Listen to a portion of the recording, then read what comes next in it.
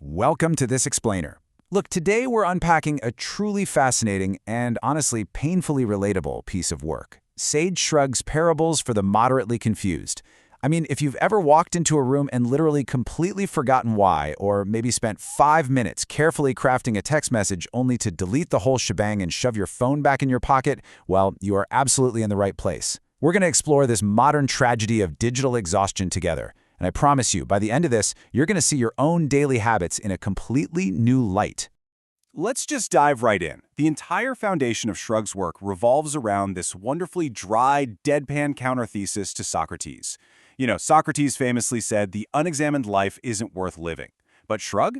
Shrug argues that examining everything, all the time, through this tiny glowing screen is actually just kind of exhausting. I mean, having access to every piece of human knowledge ever recorded is a miracle, sure, but practically speaking, it's mostly just making us all really, really tired. So why do we use the sum of all human knowledge primarily to argue with strangers and avoid eye contact in elevators? It's a great question, right? It hits you with this wave of existential dread right from the jump. Think about it. We've got satellites orbiting the Earth, fiber optic cables crisscrossing oceans, literal supercomputers sitting in our pockets. And how are we using them? Mostly to argue over whether a hot dog is technically a sandwich and furiously scroll our feeds just so we don't have to make small talk in a confined space. Technology was supposed to liberate us, but Shrug is asking us to really look at how completely it has warped our daily existence. Which brings us to part 1, the productivity trap. There is just this massive disconnect between what our corporate tools are supposed to do and what they actually pull off in the real world. Shrug tells this brilliant story about Stephanie. She's a product manager who schedules a meeting called Sync on Q3 Roadmap Alignment. Classic, right? So 14 people hop on a video call. Someone's dog is barking in the background. Someone else spends 5 minutes explaining exactly what Stephanie just said, just in a slightly different order. These workplace tools designed for efficiency, they're actually manufacturing uselessness. A calendar invite that's supposed to create alignment ends up just being a digital room full of 14 people staring blankly. And an email meant for communication just devolves into a complete void of non-productivity. So, what's the actual damage here? 47. That is the staggering number of combined person hours totally wasted by Stephanie's team on that single meeting, plus the massive follow-up email that absolutely nobody read. An intern named Priya does the math and realizes they just spent 47 hours just to arrive at a state of knowledge perfectly identical to the exact moment before the meeting started. It's crazy. It's essentially a perpetual motion machine of non-productivity. And that leads us to this crushing little moral. The trap is made of calendars and good intentions. We don't send these useless emails because the information actually needs to be transmitted. Not at all. We send them because doing nothing feels completely irresponsible in a culture that is just utterly obsessed with appearing productive. We're caught in this trap, and we build it ourselves out of our own calendar invites. So, if work is a trap, what on earth happens when we log off? Let's get into part 2, the illusion of rest. Let's look at how this relentless drive bleeds into our personal lives through what Shrug calls Miriam's Saturday spiral. So Miriam wakes up wanting to learn a simple, grounding hobby. She chooses pottery. Great. She opens up a browser tab. But the internet, as we know, doesn't just give you pottery basics. It gives you infinite adjacency. That one tab leads to research on dopamine fasting, which naturally leads to the Japanese philosophy of kintsugi, which links out to a minimalist van life blog, which somehow leads to a 47-minute video of a Norwegian guy building a cabin in the woods. 3 hours later, Miriam hasn't touched a single ounce of clay, but she somehow has a $340 premium pottery wheel sitting right there in her digital cart. Her simple desire to rest just totally fractured into a dozen tabs of unfulfilled aspiration. And Miriam is definitely not alone here. Take Tobias. Tobias just wanted to unwind. His big plan was to cook a primal meal of eggs and read a physical paper book. He even put his phone all the way across the room. But then, he wasn't sure if he was supposed to add milk to his scrambled eggs. So he checks his phone. Just for 5 seconds, right? Well, 7.5 hours later, he is watching a TikTok of a raccoon stealing marshmallows, arguing in his own head with complete strangers about the right way to cook eggs, and staring at an absolutely terrifying screen time notification. The gap between your ideal self and your actual self is measured in screen time hours and unread books. Ouch, right?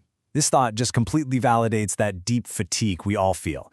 You know exactly what you should be doing. You know those books are sitting right there on the shelf, and you know the literal grass is right outside. But knowing the grass is there doesn't magically stop us from staring at the glowing rectangle. Our ideal selves are just constantly getting hijacked by our actual, deeply exhausted selves. And all that exhaustion perfectly primes us for our third theme, which is the catastrophic escalation of digital communication. Welcome to Part 3, the Reply All Apocalypse. Just follow this timeline for a second. It's wild how fast things spiral out of control. 9:47 a.m. A totally routine company-wide email goes out because a printer is jammed. Typical. 9:48 a.m. A guy named Kevin accidentally hits reply all and types, "This reminds me of my divorce."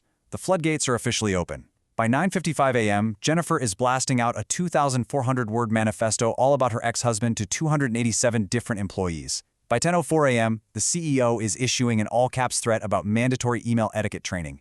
In literally less than 20 minutes, a minor office supply issue mutated into a company-wide oversharing event. But Shrug uses this to brilliantly illustrate this hilarious, beautiful paradox. Reply all is not a button. It is a portal.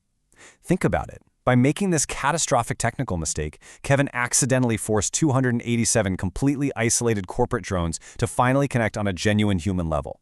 They literally created a Slack channel called #KevinSupport. This technical plague accidentally became a digital confession booth. Which just goes to show how desperate we really are for connection.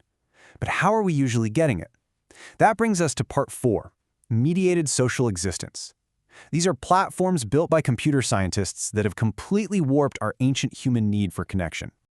Let's break down Maya's 847 Facebook friends. When her birthday rolls around, she wakes up to dozens and dozens of notifications. But the algorithm has essentially transformed a celebration into a really stressful Ponzi scheme of social debt. Look at the numbers. Only 23 of these people are actual friends. The rest? 67 coworkers, 198 random high schoolers she barely remembers, 89 total unknowns, and one ex-boyfriend whose single little like sends her into a 45-minute spiral of overanalysis.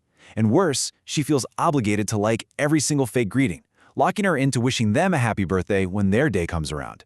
Love is literally being measured in notifications. And even when we actually manage to meet up in the real world, the digital just follows us right there. Take Owen's brunch. Owen makes a conscious decision to be present. He puts his phone away. He's actually tasting his $22 avocado toast. But his friends? They are approximately digital. Sure, they're physically sitting at the table, but mentally, they're somewhere else entirely, editing photos, analyzing an engagement ring of someone Owen doesn't even know, and fighting over oat milk via text message. So Owen is basically eating expensive eggs completely by himself in a crowded room. It brings us to this really sad truth of modern life. You cannot be present alone. Presence requires mutual participation. Being present has basically become a group project, and someone always forgets to do their part. Connection is now just this constant, exhausting negotiation between the people sitting at your table and the people living in your pocket. Building on that, we arrive at our final, and definitely most existential theme. If the digital world changes how we relate to others, what does it do to how we relate to ourselves? Let's dive into Part 5, the algorithmic self. Let's follow this 5-step journey of a character named River. Step 1, River Googles best hiking boots exactly one time. Step 2, the algorithm aggressively bombards them with ads for tents, kayaks, and mountain bikes everywhere they look. Step 3, River actually starts to feel this algorithmic pressure, watching all these suggested videos about finding yourself out in the wilderness. Step 4, they cave and buy the $160 boots. Step 5, they go on a hike, post a picture, get the massive dopamine hit of the likes, and boom, suddenly they are an outdoorsy person. But we really have to ask, did River actually choose to be a hiker, or did the algorithm just prophesy it and pressure them until it came true? And what happens when the internet decides who you are on a massive scale? Let's track Nina's viral life cycle.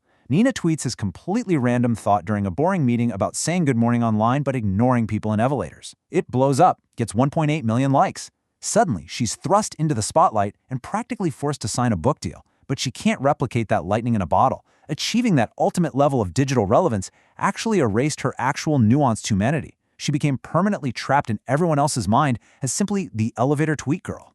And this leads us to the most crucial takeaway of the whole explainer. The algorithm doesn't reflect your identity, it constructs it.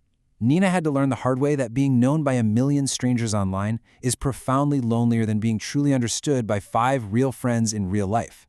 We're all kind of living in this closed loop of consumption and performance, just dancing to a rhythm set by computer code. Which leaves us with this final provocative thought. In this digital labyrinth, are you the consumer or are you the product? Next time you open up a new tab or hit reply all to an email or check a notification, take a hard look at your own screen and really ask yourself that question. I highly encourage you to reflect on your own screen time today. Thank you so much for joining me for this explainer, and I will catch you in the next one.